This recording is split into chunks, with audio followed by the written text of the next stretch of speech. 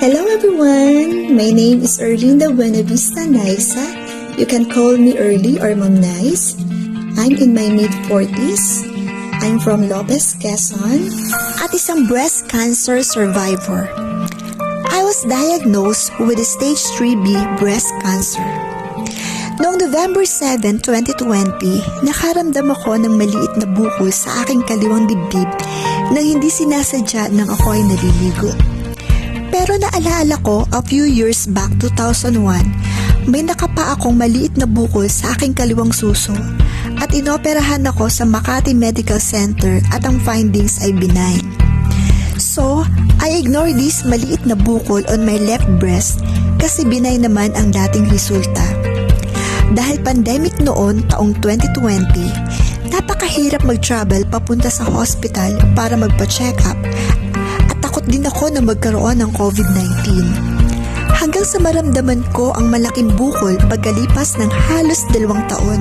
August 21, 2022, nang nakakaramdam na ako ng pananakit sa kaliwang suso at unti-unti na ito nagsusugat at ito na ang nagtulak sa akin para sa first breast ultrasound ko at biopsy noong December 2022 sa Mount Carmel Diocesan General Hospital. May family history kami ng breast cancer kaya takot na takot ako nung time na yon at binigyan ako ng aking doktor ng treatment options at panahon para pag-isipan kung mag-undergo ako sa chemotherapy bago ako operahan. Kumonsulta ako sa aking pamilya at mga malalapit na kaibigan. January 24, 2023, nagpasya akong pumunta kay Dr. Reynaldo O. Hoson sa Manila Doctors Hospital. He decided as soon as possible na tanggalin ang bukol sa left breast ko and he helped me to admit immediately sa Philippine General Hospital in Manila at inoperahan ako noong January 28, 2023. I had a mastectomy, isang procedure para alisin ang buong suso at axillary dissection sa aking kilikili. February 7, 2023, bumuka yung tahi sa opera ko at talagang sobrang takot ko. February 16, 2023, totally infected na ang sugat ko and waiting for recovery and total healed on July 19, 2023. Akala ko okay na ako till September 28, 2023. I had my clinical diagnosis for the palpable 1 cm mass on my left chest area and that is a local recurrence. So, I underwent an excision of a mass on my left chest on January 11, 2024.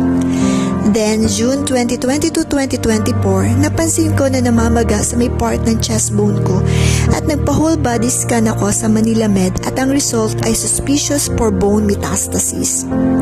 Right now, I had suggested taking medication and resting at home.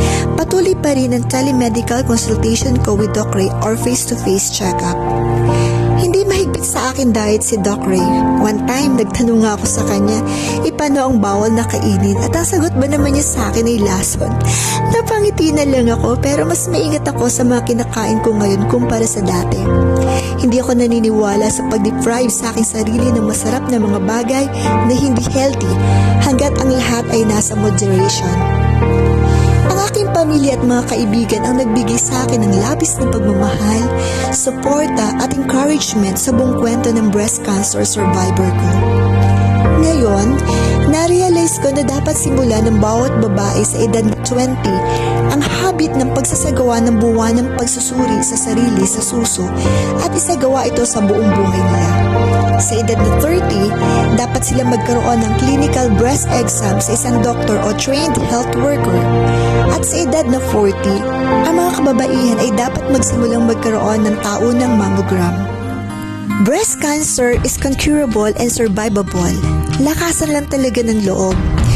Alam ko nakakatakot at sobrang hirap, ngunit totoo talaga na ang pagkakaroon ng positibong saloobin ay napakahalaga sa paglaban sa cancer.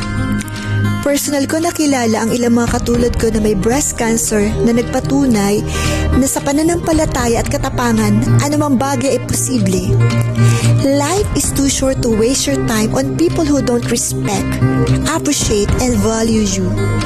Spend your life with people who make you smile, love, and feel love. And I'm also realized that you can attempt multiple times to get promoted at work or succeed in your business, but you get only one life to take care of. So please, have some good rest. Ito ang kwento ng buhay ko bilang isang breast cancer survivor. God bless. Thank you.